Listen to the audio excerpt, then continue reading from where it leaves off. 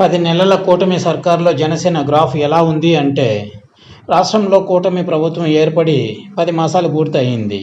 ఈ నేపథ్యంలో కూటమి కట్టడానికి, పార్టీలు గెలవడానికి, బలమైన వైసీపీని గద్దె దించడానికి కారణభూతమైన జనసేన పార్టీ గ్రాఫ్ ఎలా ఉంది? పార్టీ అధినేత తీరు ఎలా ఉంది?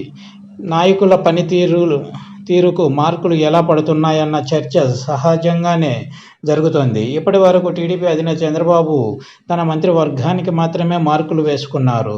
కానీ జనసేన విషయానికి వస్తే ఆ పార్టీ అధినేత డిప్యూటీ సీఎం పవన్ కళ్యాణ్ ఎవరికి ఎలాంటి మార్కులు వేయలేదు.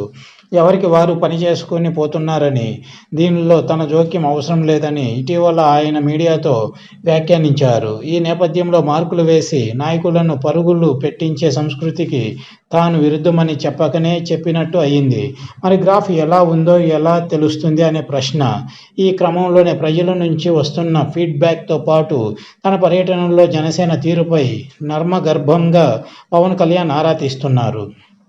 జనసేన పార్టీ తరఫున కాకుండా ప్రభుత్వం తరఫునే ఆయన ప్రజలను అడిగి తెలుసుకుంటున్నారు.